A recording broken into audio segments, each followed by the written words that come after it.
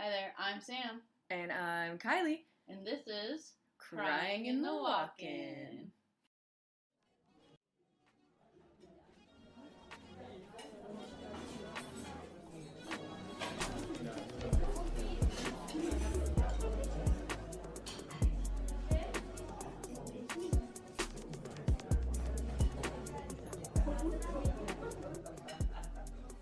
Welcome back, friends. We're here. Crying we're in the queer. Walk-In. Happy Pride. Happy Pride. Best Happy Pride. month. We have a... a... Should I not talk You yet? blew your cover. Hey! Cover. Hush over there. The voice you just heard. We have a special guest today. John Fry. The John Fry. The John Fry. Yes. That is me. You are here. Are you gay? Oh my god. What?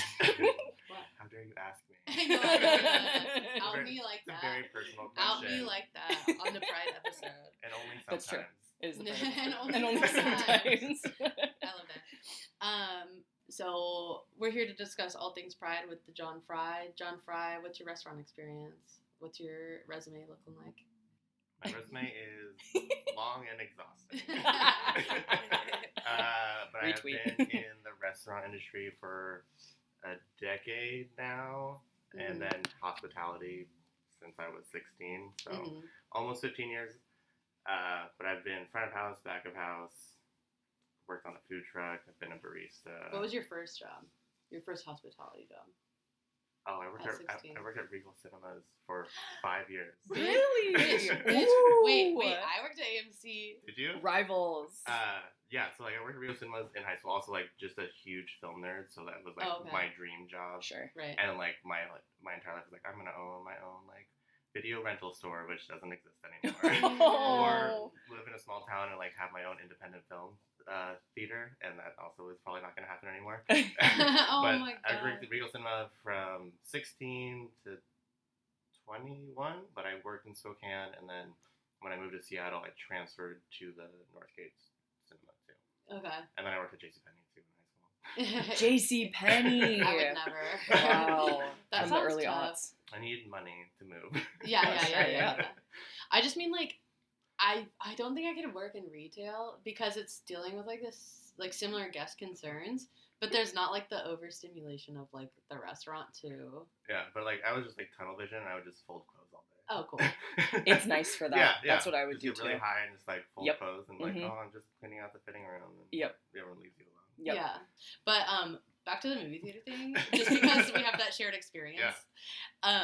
I knew I needed to quit that job when I had like this probably somewhere between 5 and 8-year-old kid come up to me and go, "Whoa, are you a professional at that?" Like referring to my popcorn scooping skills, and I was like, "Yo, I guess I am." Like I was like, I do get paid for this skill. Damn. So, He I am- eviscerated you in one. I mean, and the sad thing is, he probably thought it was cool, but I Yeah. was like, I gotta go. But you Wow. also know how to like properly butter popcorn. Sure. Because when you True. go to the theater now and you're like, I want butter on it, and you watch them do it, and it's like very disappointing. Sure. Yeah. And did you want to mention any projects you're at now, or do you want to just? Oh, sure, yeah. So currently at Dark Room up in Greenwood, and then I just was a part of the opening team at Lennox in Belltown. Which is amazing. Yes, and it's been great, Congrats. and like both places, I think have been my favorite jobs. It's really great to work for people of color Mm-hmm. and like to feel seen as a person and not just an employee. Mm-hmm. I've had really bad experiences the past couple of years, which is why I've been bouncing around so much, Mm-hmm. and I just don't feel like I need to stick around if I'm not being taken care of. Yeah. Good for you. Yeah.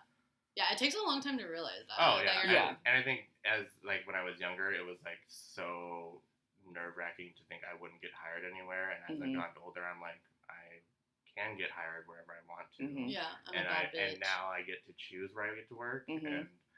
and getting that like comfortability has been great because I've worked at places that people I think have loved and enjoyed, and it's been some of the worst experiences I've ever Sure. Yeah. Interesting. Yeah. Mm. I mean, partially that's because everyone's identities are different. So it's like, Yeah. My experience at one workplace is going to be different than like my white male counterparts' experience at the same place. Oh, absolutely. Sure. Yeah. On that note, let's talk about Pride. Yeah, gay shit. Let's talk about gay shit.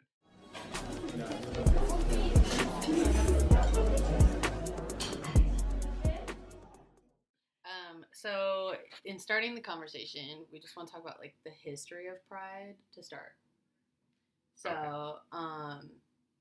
What, if anything, do you know about like Stonewall being like a catalyst for movements, or just like the bar scene in general catalysting? Stonewall is like the most notable of like the gay rights movement, and even like the discussion of like what gay bars were at that time and like why those riots happened are like the focus. And like people don't. I don't know if people know. I can't speak for everybody. Yeah, also, like I'm not a spokesperson for every gay person. Like that's a What? very different Wait, thing. that's the only reason we brought Yeah. you. You picked like the worst gay person to be on your podcast. No, that's me actually. But like also the history behind like what gay bars were as like a safe space, but also like understanding that like gay bar owners used to have to pay cops off to be left alone and their patrons be left alone. And like looking back on like what being gay was seen as, like up until I think the 80s, it was like a mental illness, and like I don't even know where to start. And I know it's a little overwhelming. Yeah, because it's like also like the history is so rich, and even now it's like we feel so removed, but part of Pride is remembering everything we've gone through as a community, and like recognizing all the hardships and all like the empowering stuff that's been happening now. But we don't want to be erased from like everything we've gone through as a community too. And like Stonewall is like the beginning of that. And one of the things I wanted to bring up too is the Black Cat in LA. They had their raid 2 years before Stonewall happened. Okay. I don't know if I can get into that now or we can wait. No, go into it. Okay. Yeah. Because that was the 1950s, no? No, 67. So 57. the Black Cat is in Silver Lake in LA. And opened in October 1966. And like I said, at that time, homosexuality was medically classified as a mental illness, and same-sex relations were criminalized in California still. Okay, yes, and that's when we've had our last conversation. This is take 2 of this recording, like, guys. we gonna reference the fact that this is our second time. This is our second recording. But in our first recording, I had brought up around this time too is when they were trying to police or trying to make it illegal to serve alcohol to gay folks in both areas of California and New York. And then like even in Washington and in Seattle, to be a dance club that was for gay people that served alcohol, you had to pay more still too. That is so ridiculous. Yeah. But so then like New Year's Eve, 1967, 2 years before Stonewall happened, there was an undercover police sting at Black Hat. Okay. And at midnight, a dozen plainclothes officers began their raid. Patrons and staff fought back against the unannounced officers. The resistance was met with brutal police force. In all, like 14 people were beaten to the floor, dragged outside, and arrested. Yeah. 3 weeks later, 6 of these detained people were brought to trial facing charges of lewd conduct. All 6 were found guilty of the act of same-sex kissing. Oh, what the fuck? How dare! I know. Also, it's like New Year's Eve. Like everyone's kissing everybody. Like, straights do that too. Yeah. Like even to each other. Like New Year's Eve party, I'm kissing everybody in the room. Yeah, literally. I think it's required. The commission required them to publicly register as sex offenders for life, though, too. What the fuck? Yes. Oh, I did not know and that part. Worse. Wait. Pause for a second. What year did you say that was? 67. Okay. Keep going. And then the good part of this is in the wake of all this, a coalition of LGBTQ community members joined forces with Personal Rights in Defense and Education, also Mhm. known as Pride, Mm-hmm. to plan a demonstration outside the Black Hat. The demonstration was held on February 11th, 1967. Hundreds of people attended it. Squadrons of LAPD officers were on site, ready if something was to happen. Sure.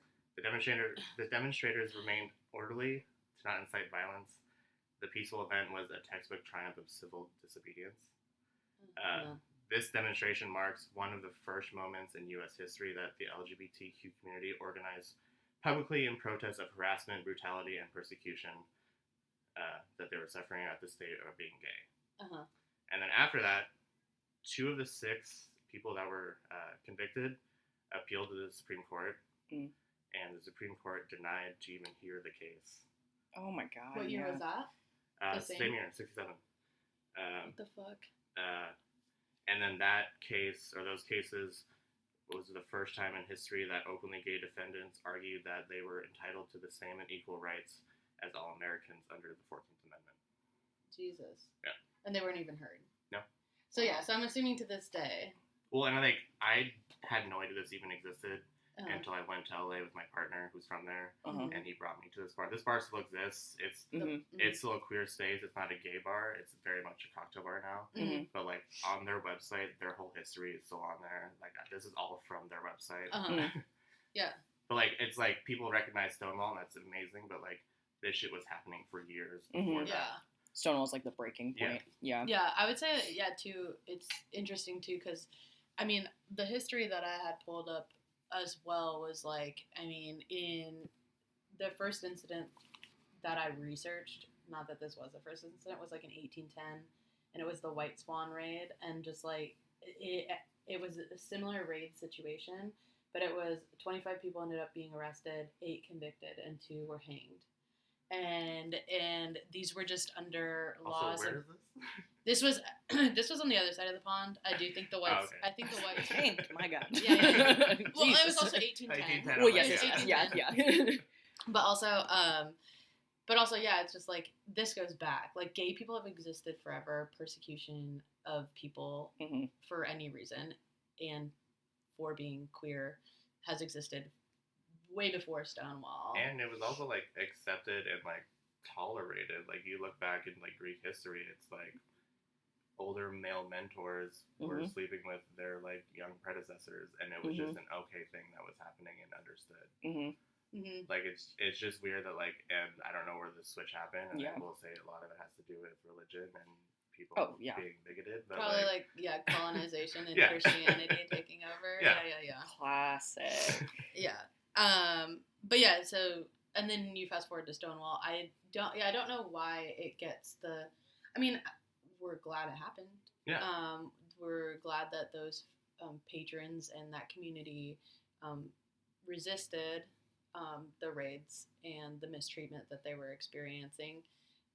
It is interesting, that this might be the most talked about one. Yeah. I don't know why, but and I think at the time too, like news getting around was harder. Like now we have everything's on social media. Yeah. But I think Stonewall was the first one that like reverberated throughout the community and the country. And New York was like the gay mecca for so long. It was like anyone who was queer would move there because they would find a home.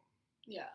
And Stonewall was that. It was like it was a bar, but like so many people there were like transient people who like had left home at a young age, who were underage, but like they were welcomed into this like place that accepted them for who they were. Yeah. Also, when I was reading it too, it was like more welcoming to like low SES folks because like like the cover fee to get in was very minimal, whereas like at some bars in the neighborhood it was actually cost like the cover fee was too much for like certain people to get in and stuff like that. So it feels like it was like an accessible and welcoming space to all types of people. But yeah. Do you have more on gay history, or can we fast forward to today? I mean, in general, gay history. Well, there's so much. I mean, like I think we'll pop back to it, but like the only thing I wanted to point out too is like that we have a lot to celebrate in the growth that we've made over the last century, the last 50 years. I don't know how to do math, so not my strong suit. But the only thing I wanted to point out is that while I was doing some research, it's still like queer youth are still like 120 more times likely to experience houselessness and what do you call home insecurity than hetero youth and cis youth, and then like trans and non-binary youth are at a higher risk as well. So it's like adults too. Yeah. And so it is kind of interesting. And then you still see a lot of violence towards.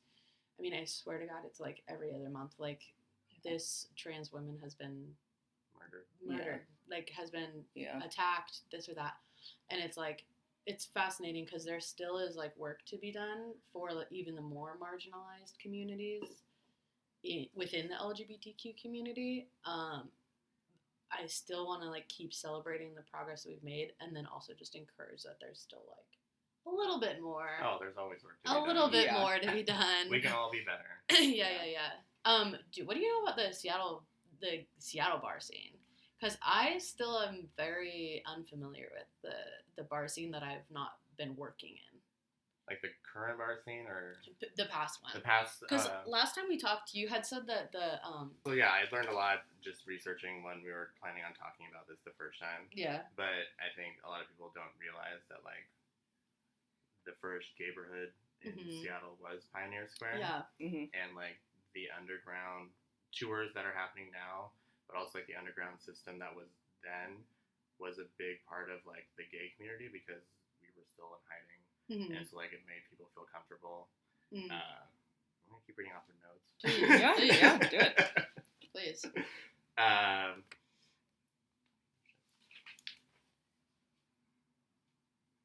So then Pioneer Square, first gayborhood. We also had the oldest operating gay bar up until 2015 in Seattle, which was called the Doubleheader in Pioneer Square. And then below it was a gay dance club called the Casino. The first gay community center was founded in 1971 in Seattle. For Seattle, not like ever. Yeah. On 102. When did the YMCA pop up? And it was founded by 4 men, and their whole goal was to create a safe space that wasn't a bathhouse or bar for queer people to gather. That's cool. In their first year, over 2,000 people came through. But after that first year, due to like raise in rent, it had to close, and they didn't open the new space until Seattle's first gay pride in 1974 on Capitol Hill. And then like the history of Pioneer Square is very interesting because it was like almost most of those bars that were existing at that time were all gay spaces. So there was the Submarine Room, which was the basement of the Smith Tower now, and it was known for like the drag shows at the time. Oh, cool. And then the Mocambo was where the Fry Hotel Apartments is now. And then there were just multiple bathhouses, which was like Atlas Steam Baths was like the biggest one. And the only reason it shifted from Pioneer Square to Capitol Hill, and it's interesting because you hear it and then I'm like, really? Is because Capitol Hill was affordable to live in and move to at that time. And now it's the opposite. We're like, Pioneer Square, I feel, is affordable, and Capitol Hill is too expensive. Yeah. Oh my God. Yeah. Jesus. I mean, to get into it, I think it's kind of, that is wild. But I mean, that's the motion of the ocean, right? And then all the queer folks move in, and the community gets stronger, and Capitol Hill is suddenly like the place to be, and then rent goes up. Yep. And then everyone got displaced, and everyone moved to West Seattle. And so West Seattle's gonna be the new gay Mecca. Yeah, it's where all gays go to retire. That's so funny. I was thinking about moving to West Seattle. I do hear they have a good bowling alley. That's what I've heard. That's what you hear. That's what I've heard. Anyway, bowling alleys. We're not on the bingo card.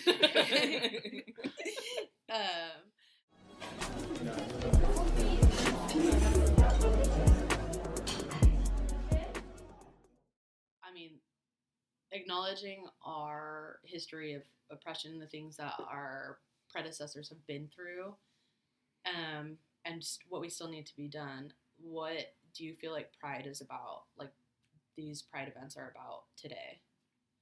Because, like, the original Prides started as protests. Protest, visibility, like, Mm-hmm. being seen. Do you feel like they're the same today? I have mixed feelings about Pride nowadays. Sure. Yeah. And like I said, I can't speak for everybody, but I have my own feelings about everything. Yeah. That's how I feel about I'm stuff. opinionated. Yeah. I do think Pride is still important, and I think certain Pride events are very much the same and are true to like us as a community. I think nowadays a lot of it still feels very performative to me. Mm-hmm. It's really annoying to wake up on June 1st and every business has their Pride flags out. Yeah. Suddenly. Just for that. Suddenly, thing, yeah. though. Yeah. And every bar has Pride events for just this month, where it's like you could be doing this all every year. month of the year. Yeah. Mm-hmm. I feel very similar. Yeah. I mean, yeah, and it's still great. Like, it's great that we have this month, but it's like you should have the same energy every day of the year. Like, I can't not be gay every day of my life. Yeah. But I wish allies would show up every day of their lives too. Yeah. Sure. Yeah. Agreed. It's become so like capitalistic too, because like, you know, fucking Target has a Pride collection. Yeah. Like fucking Banks. Target's Pride collection is sin. Oh my god, it is. It's a situation. Well, and also that is harmful. There was drama with Target, I think, last year. Yes, yeah. A lot of places had to pull their collections. Yeah. Why? Because it was too gay. Well, because people were coming in and like. Oh, I remember seeing those Karen like on TikTok videos. and stuff. People were like coming in and like, this is a sin, blah blah blah, and like threatening the workers. Yeah. Oh my god! Seriously? Yeah. I think ours ended up staying here because we're in a city. Yeah. Well, I mean, lots of other places. Yeah, I feel like sometimes in this conversation, it is also like strange because I have to be mindful of like the fact that I'm situated in Seattle. Mm-hmm. Still, like some fake liberal stuff going on and performative stuff going on for sure, but like at the same time, I feel like there is privilege in living in a city like Seattle. Oh yeah, we're a blue dot in a red state. Yeah. Like you start driving outside of the city and you see Trump flags. Oh yeah, like 20 minutes. Yeah. Stressful, but there is like some privilege in living in the time and space that we do right now, I guess you can say. I mean, but I did wait to come out until, because I grew up outside of Seattle, in Washington, but in a smaller town, and I waited to come out until I was like safely situated in Seattle and had like a community before I was like, all right, I like other people than Christian boys. I mean, yeah, and I feel like that's not the same for a lot of people, but it's just like, as a queer person, I think and you grow up in a small town, you move to like the biggest city in that state that you're in because the community is, one, it's bigger, so you'll find more like-minded people like you, but then you have more freedom to do and be who you want to be. So it's like when I was saying like New York was that mecca for people, it was like every queer person at that time was moving to New York because it was known to have so much freedom for queer people. And I feel like Seattle is the same way for people in Washington. Like I didn't come out until I moved here either, and it was like I grew up in Spokane. Yeah, that's right. You're from Spokane. Yeah. And I grew up in a very like religious Catholic household and felt very uncomfortable until I moved here and then came out later. Yeah. 3 for 3. Same. Sorry. Yeah. Oh my god. So I think that kind of brings us to why like Pride is important. Like what like has Pride and or like the bigger queer community, the queer community being more visible, like done for you? Like has it had the same impact and space for you guys? I think also like go off of what you were saying too. Like the performative side of Pride for me is what annoys me. I think that Pride Month and Pride in general is beautiful. It is like the one time of year that we come out of the woodwork to like celebrate each other and ourselves. Sure, yeah. And like that's amazing. And I think with visibility and like showing up, it's been more and more apparent. And like even if every fucking TV show needs to have a drag queen on it to be like in the know and like cool, it's still better than what it was 10 years ago where there were no queer people on TV. Yeah. Or if they were queer people, it was the gay best friend Yeah. or the Or is Ellen. transgender sex worker who got murdered. Like, Yes. it's very different from what it is now. And Mhm. like for younger people to grow up seeing that and knowing that people out there exist like they are is beautiful. Yes, yes. And so like that, as we move forward, is great. Mm-hmm. There's always a dark side to everything. I don't think that capitalizing on queer community and queer culture is good. Yeah. Sure, yeah. Well, that was one of the points too that we've talked about in the past, is that sometimes too Pride Month feels like the gays are working harder than everyone else, because we're serving more drag brunch, we're doing more queer events and using queer artists to celebrate for who, I mean, it is supposed to be for the queer community, and in a lot of ways it is, but there are moments where I'm like, wait a second, why don't we all get this month off? Yeah, also then don't you like feel a little guilty of even being like, can I have Pride weekend off? Yeah. Yo. I've never ever had Pride I've weekend. Worked. I've always I'm worked. still working this weekend. Every Yeah. single time. Yeah. No, like, I actually was joking yesterday with one of my friends. I was like, I'm the only out queer person at my work. Should I just be like, guys, it's your civic duty to cover me. This Sunday. Like, I make the joke all the time where it's like, it's Pride Month, I can do whatever the fuck I want. Yeah. Literally, yeah. Yeah. Happy Pride. I literally say that in response to everything this month. Like, I drop something. Happy Pride. Like, yeah, that is fucking hilarious. And then, I mean, I feel like we've gone down a lot of the list of what we wanted to talk about. But I was curious if, I mean, the other thing that came up in the last conversation that I think was also most interesting to me was like talking about how we're not totally a monolith of queer folks. And I think that's the other thing too, is like we were talking about how we all celebrate Pride.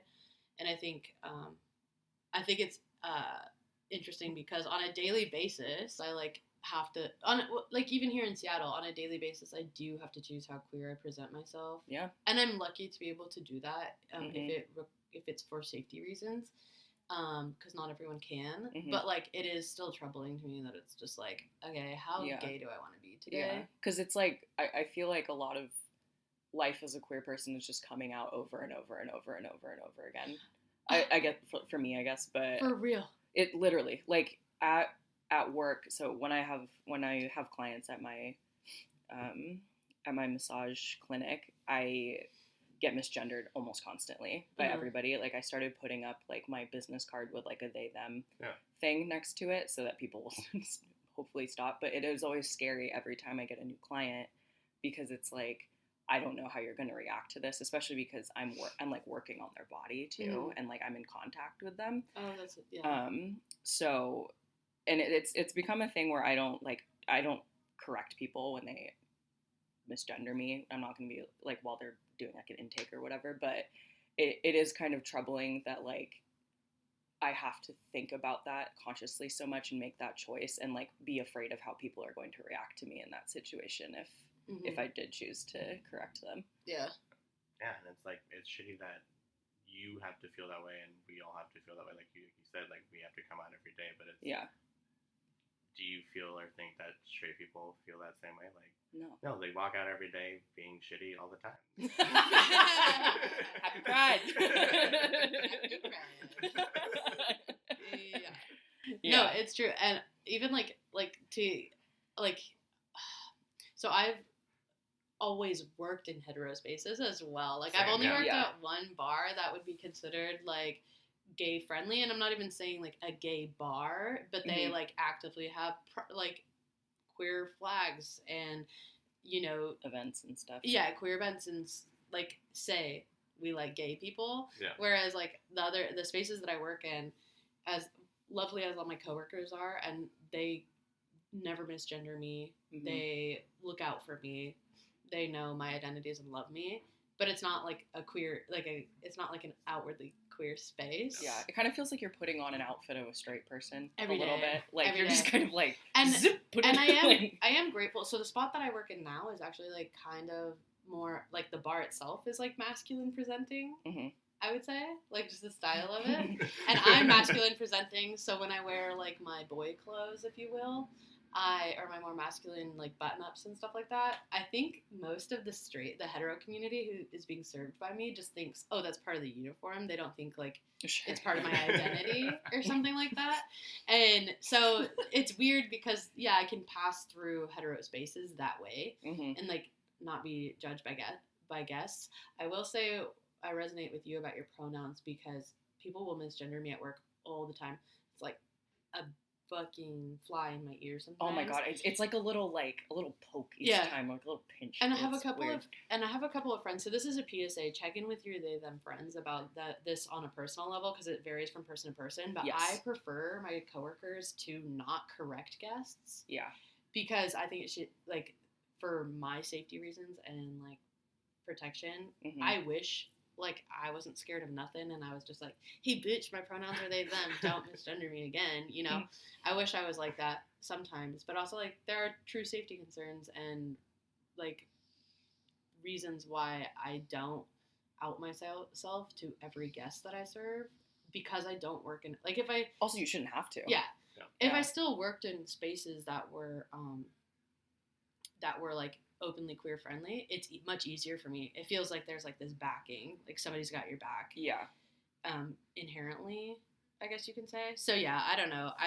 But check in with your they them friends because sometimes it's nice to have somebody correct somebody else for you, but also I don't love that. Especially, I just don't like it when people do it in front of me. Yeah. I'm like, you can do that later if you really want to. Yeah, don't put me in an awkward position. Yeah, because then they turn to you and they're like, I'm so sorry. I'm like, I don't, stop. Yeah. Please, I don't want any more. I'm also just an awkward person. Yeah. Regardless of my social pronouns. anxiety. Yeah, exactly. And then talking about bars and queer spaces, we touched on it in our last conversation a little bit, but a lot of the persecution and shit, the raids that happened in Seattle a couple of years ago, do you want to talk about that for a second? Oh, yes. I did lose my notes, but I'll do like they're gone. I'm going to wing it. Just do a synopsis. Quick synopsis. There was, I think in this last winter, I believe in like December, November, there was a few LCB adjacent stings at a lot of bars in Seattle, but in particular the Eagle and the Cuff Complex. And a lot of, like you were saying earlier, like plainclothes officers came in and like raided the space and gave out, we're going to give out citations for quote unquote lewd behavior because there were bartenders in like not wearing shirts, I think, and then there was another exposed nipple. Yes, the exposed nipple. And guys in jockstraps. Yes, and patrons in jockstraps too. So, has since been resolved. The group that was doing those particular stings has been dissolved now, and nobody ended up getting fined or anything for it. But yeah, it's just bullshit that that's something that has to be dealt with. Yeah. At all. Like, I think what that boils down to is just, like, we still find ways to persecute gay folks or police their being for whatever reason. Yeah. Fragile everything. Fragile everything. Not an exposed nipple. Yeah. Oh, my God. And it's so interesting, too, where it's, like, I feel like the outside community cares so much about what queer people are doing. Yeah. Where it's like we just want to exist alongside you. Yeah. And like we don't fucking care what you are doing. No. Yeah. At all. Yeah. I'm sorry, and like this is not like a hateful thing, but like I don't give a fuck what straight couples do. No. They're probably the most boring people to me. Yeah. I literally don't even think twice about it. Yeah. Go about your life and leave me alone. But like, I don't want to hear about your missionary. Yeah. Like why are you coming into our spaces and like then getting mad at us for being ourselves? Yeah. And but also just don't come in. Yeah. And I think it's interesting because I've pondered the idea of like why do spaces have to exist? I mean. Queer spaces. Yeah, why do spaces have to exist based on your sexual orientation? But I think it's like way bigger than that. Like it's not like we have to segregate by sexual orientation. Yeah. It's like a place to feel. Yeah, it's like no, you did that in the past. Yeah. You said we have these because of you. We had to create our own spaces, our own bars. Yeah. To be ourselves. Yeah. And, like, no bar is a straight bar outside of gay bars. Like, it's just a bar. Like, I feel very comfortable in every bar I go into, but that's just who I am as a person. But I don't see it as a straight space. It's more like, it's a fucking bar. Yeah, exactly. Gay bars are queer in identity for those reasons we just talked about, but, like, it also is just, like, a one place where I feel like most people can feel like themselves. Yeah.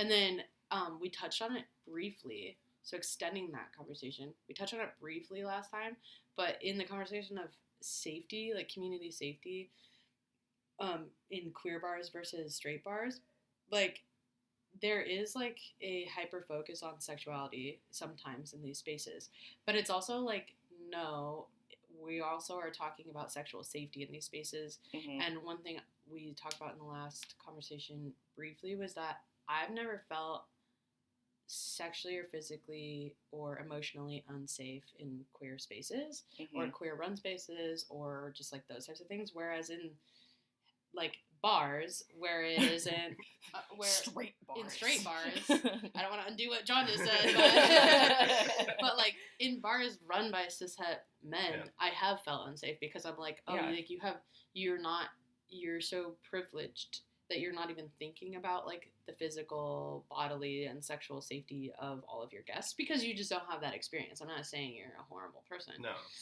Well, sometimes. If the shoe fits, if the shoe fits, it fits. But also like even if you are the most well-intended cis het white dude owning a bar, you're going to overlook what it means to like curate sexual safety. And I think the history of the queer community and the inclusion of the queer community means that they're like more hyper aware of like creeps in bars, and everyone protects each other really well.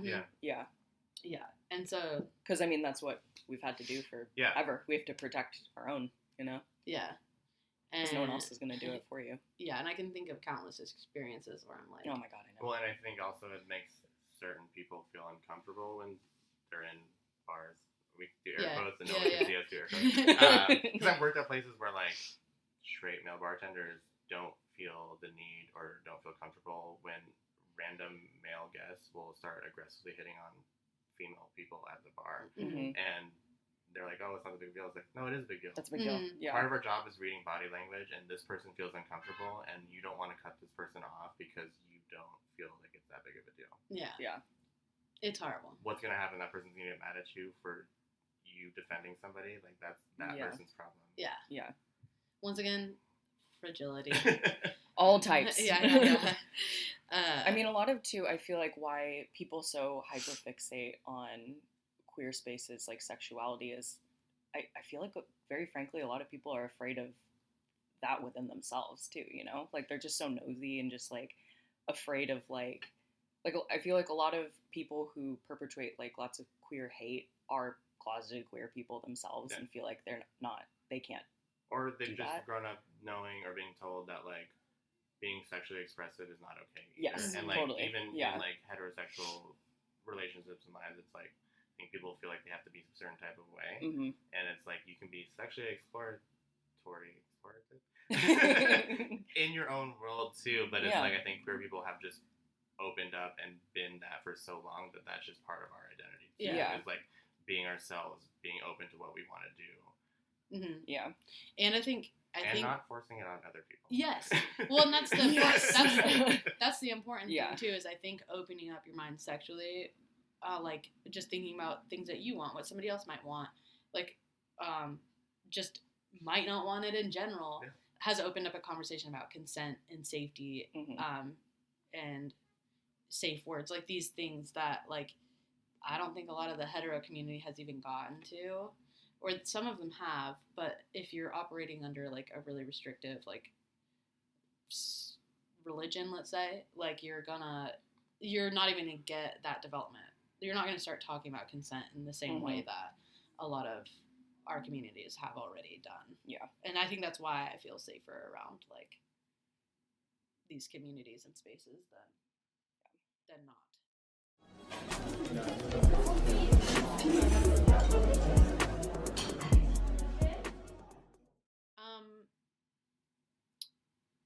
So I feel like it's time to talk about specific queer spaces in Seattle, and I was just curious if you guys have favorite queer spaces or events that that we should all be supporting. Yes, there's events every month, every day of the week. I will say the Wash right now, what they're doing is super cool. It is like a full-on fucking queer bar. Hell like, yeah. in every way. Wait, go ahead. What? Oh, like, so the place that took over Rose Temple, but like their whole thing is like, we're just gonna be a queer space. They just did a collab with fucking Steamworks. Oh, okay, cool. And they were giving out like gift bags. Like, it's just like their identity is like a safe space for everybody, but like the idea of it just being like queer people should just come here and hang out. Yeah. So like, trip. See, the reason I was everyone thrilled. go check that out because like I have a great time there.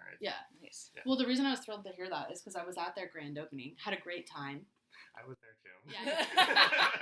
And then I disappeared. I think a lot of people. I was part of the same group, and then I disappeared. Yeah. Bye, John. I even texted him before. I was like, John, we need to talk about recording. And then I was like, oh, where'd he go? John's gone. That's fine. We're here now. But no, at the grand opening, I was like, what a cool space this is. Like, I don't know too much about the ownership there. Like, who owns it? I only know one of them, and so he worked at Rose Temple, and then his name's Nick. And then was working at Donna's, and then the owner of Rose Temple basically sold it to him, and I think his business partners. Cool. Too, and then they reopened it as the Wash. Yeah. So I didn't know too much about their mission statement, if you will. Yeah. Not that it has to be like a written manifesto or something, but well, I don't even think it's the like, space was very awesome to set foot in. And that opening night, I will say, it's like, one, it was a lot of fun. But it was like the first time in a long time I'd seen a lot of people, and it was like different people from different parts of our industry that I had not seen since like pre-pandemic. Like fucking reps were in there getting fucking trash, which like never happens anymore. Hell yeah, dude. Yeah, like, I love when reps get trashed. It's so fun. So yeah, check out the Wash. Obviously, I will say my favorite drag show that happens every month, and now it's twice a month. It's every last Thursday and Friday. It's Tush at Clockout Lounge. They have the best lineup and like consistent cast. It's hosted by Betty Wetter, but then like Miss Texas and Bodega are on the main cast, and they have rotating people. It is just such a good time. The space is great for a drag show. It's like meant for it. So I would always go check that out. Does it have a stage? Yes. I love but that. then like they have it set up too where like they can like walk through the crowd. And, and there's always like Bang the Gong happens I think every month at Queer Bar, and it's an all Asian cast. And then there's Brown Bodies at Queer Bar, which is all people of color. Crownwork has some cool stuff. So T for T is an all trans non-binary cast. Happens every month. I want to go to all of these. Yeah. They tick all my boxes. Yeah. And then what was Joseph's? So our buddy Joseph, Claudia LB on Instagram if you want to find him. Incredible fucking DJ. Yeah, we just wanted most natural born DJ ever. Yeah, he's amazing. And then, but his collaboration is called Friction. Yes, it's at Still Liquor every last Thursday of the month. Yeah, I believe. So check his DJ sets out, Claudia LB on Instagram. And I have some final questions. What's the gay agenda? Do you know it? I wish I knew. Yeah. I wish someone would tell me so that I could spread it. I know. Can we just organize, guys? Yeah. This is getting old. They left it out of the orientation start packet. A monthly newsletter where it's at the top. I keep hearing about it, and now I'm getting major FOMO. Yeah, like, am I not gay enough to know? Yeah. Wow. Jesus. Left out of the gay agenda. God damn. The straights know about it I somehow, know, but like, how do you guys know? Yeah, and we don't. Fuckers. What's a gay drink? I keep hearing about it, and I'm curious. I have an answer. If you know. Anything in a stemware with a flower on it. Yeah. When I worked at Rumba, any fucking time a guy was like, oh, it's a girly drink, or it's like a fruity drink. I was like, this is overproof rum, you dumb bitch. Yeah. You're going to get knocked on your ass regardless of what it looks like. Yeah, good luck. Yeah. It's either a Kettle One and soda. Yes. Or a shaken well vodka martini Mm-hmm. with no vermouth. Okay, yeah. I think that's actually funny too, because anytime I've actually worked gay events or gay spaces, it's always one-in-ones, and like it's always vodka vodka. sodas, Oh, like yeah. Vodka so that- everywhere. Well, because like if you ever went to our place, it's like you get like a fucking Right. rum and coke. It's like a pint glass full of rum with the top, like a little topper, Like a of little Coke. splash. Yeah. So Yes. one-on-ones are like I just want to Right. alcohol with a little bit of a chaser in there. Exactly. Yes. I will say my gay bar drink is a double deep Eddie grapefruit and soda. Hey! Yo. Wait, yeah, Deep Eddie is there it so is. good. Yeah. It kind of Really- fucks all the time. Yeah, it Fucks, does. dude.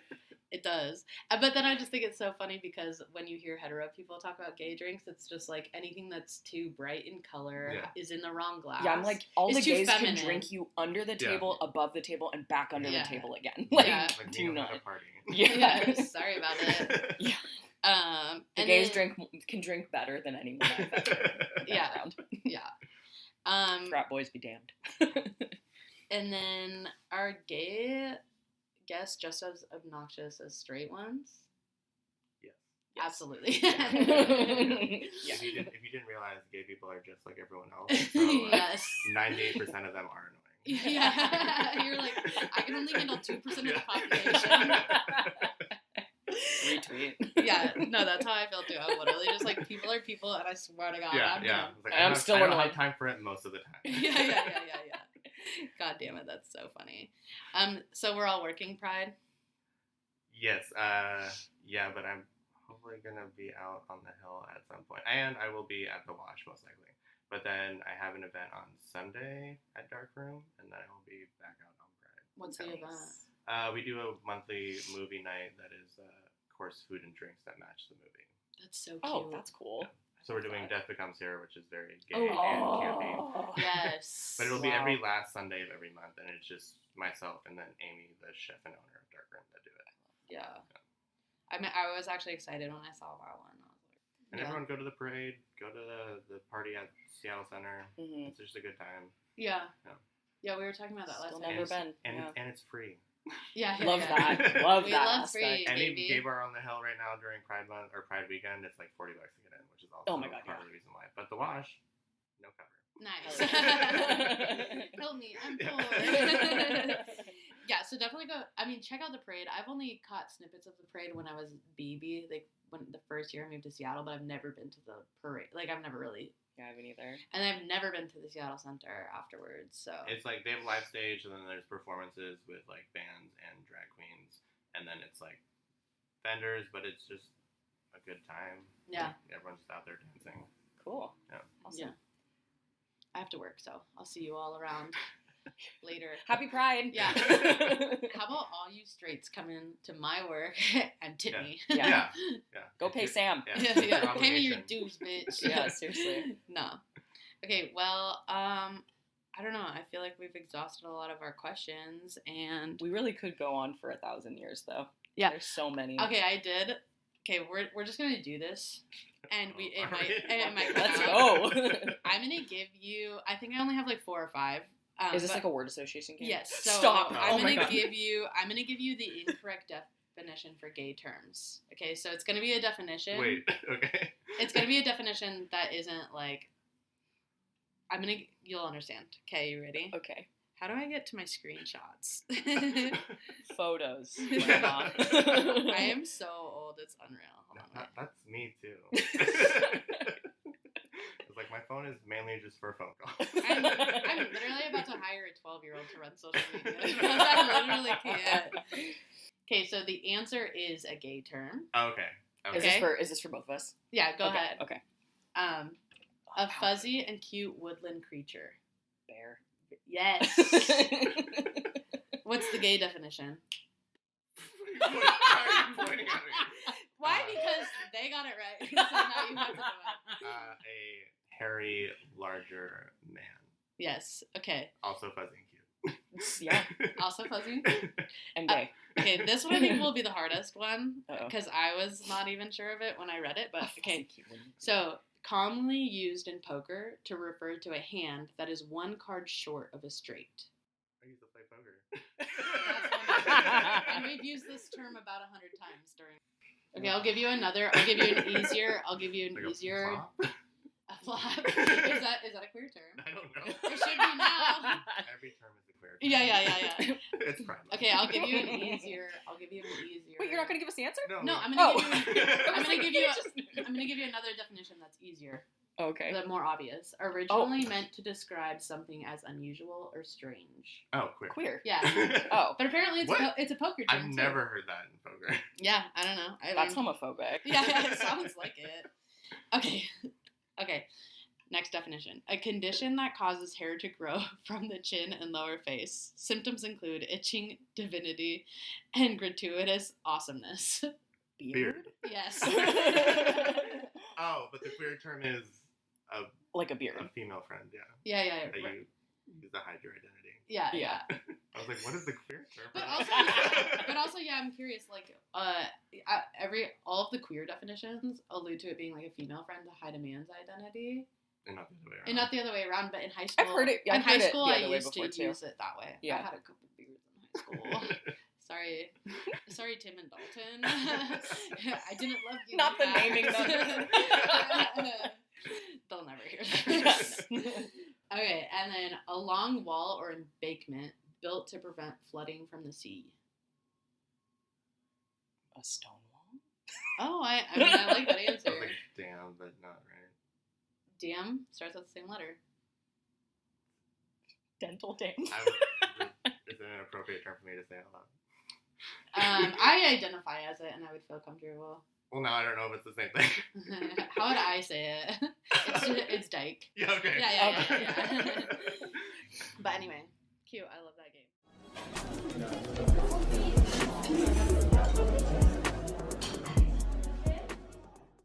Anyway, I hope you've all enjoyed yourselves. I hope you enjoy your Pride. John, thank you so much for sitting down and talking with us. I was excited to have you. Yeah, thank you. And thanks for having coming me back. twice. Happy Pride. Yeah. Protect trans kids. Yeah. Free Palestine.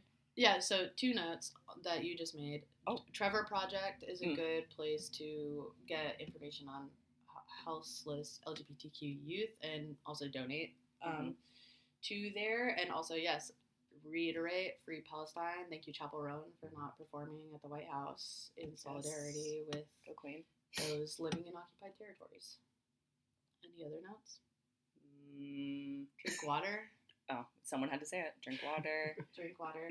Especially over Pride weekend. My God, drink water. If you're outside, it's going to be hot as fuck. It's hot as balls. It's getting hot out. Summer in Seattle. All right, guys. Have a good day. Stay queer. Bye. Thanks for listening to Crying in the Walk-In with Sam and Kai. Find us on Instagram at cryinginthewalkin_pod and on Spotify at Crying in the Walk-In. You can find us in real life too, but only if you know us, you little freaks.